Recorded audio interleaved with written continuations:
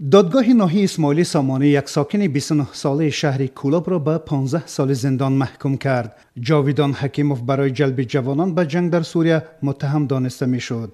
مرافع نهایی پرونده جاویدان حکیموف روز 3 مارس در بینای دادگاه ناحیه اسماعیلی سامانی پایتخت برگزار شد و دادرس بهادر شریفزاده حکم این ساکن کولاب را به اتهام زرخریدی و تشکیل اتحادیه جنایتی اعلام کرد و او را به 15 سال زندان محکوم نمود. در مرافع روز گذشته ایبدار کننده دولتی برای جاویدان حکیموف 18 سال زندان طلب کرده بود. ماهره میرزاعلی و وکیل دفاع جاویدان حکیموف گفت که والدان زیر حمایش از این حکم دادگاه راضی نیستند و از بالای آن به دادگاه عالی شکایت میبرند. امروز فقط اعلان حکم بود. گسستگی 18 курс. Хай хотел خودش چی گوید. خیش تبرش باد. Ну, в отношении непосредственно него.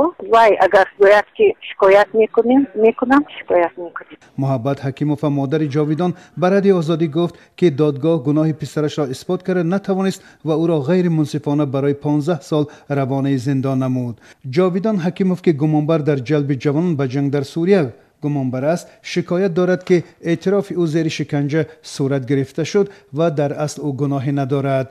در مرافع روز 28 مارس سه کارمند سرریاست وزارت کارهای داخلی جمشید خورشید، دلشاد تجلیف و نظام صادروف مورد پرسش قرار گرفتند، اما به گفته وکیلان دفاع جاویدان حکیموف کارمندان ملیسا دست داشتن خود را در لطوکوب و شکنجه زیر حمایشان رد کردند.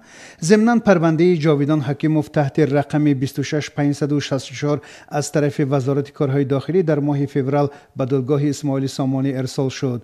جاویدان حکیموف با 2 ماده کدکس جنایی، ماده 187 تأسیس اتحادیه جنایی و ماده 401 زرخریدی متهم می شود. در پرونده ذکر شده است که جاویدان حکیموف سال 2013 در روسیه منتظم توسط تلفن موبیلی با برادرش حکیموف عبدالجلیل عبدالخالقویچ و همسایش نظرف نصرت که همان وقت در صف اعضای سازمان افراطی و تروریستی دولت اسلامی مقابل حکومت عراق می جنگید علاقه برپا کرده و هم صحبت می شد.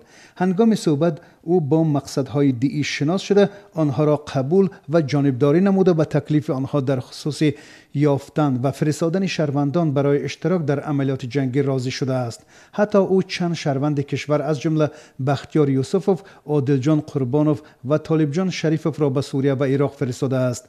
ولی خود جاویدان حکیموف در مرافع دادگاهی این اتهامات را رد کرد و گفته است که او در مهاجرت در روسیه کار میکرد و به هیچ گروهی غیرقانونی شامل نشده بود.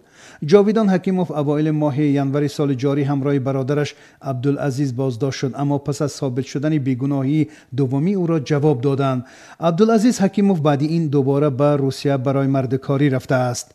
طبق اطلاع رسمی نزدیک 1100 شهروند تاجیکستان بعد سال 2014 برای شرکت در جنگ‌های سوریه و عراق و برخی همراه با زن و کودکان خردسال خود رفتند. حالا شمار زیادی از جوانان تاجیک در این جنگ‌ها کشته شدند، ولی زن و فرزندانشان دیگر امکان بازگشت به وطن را ندارند.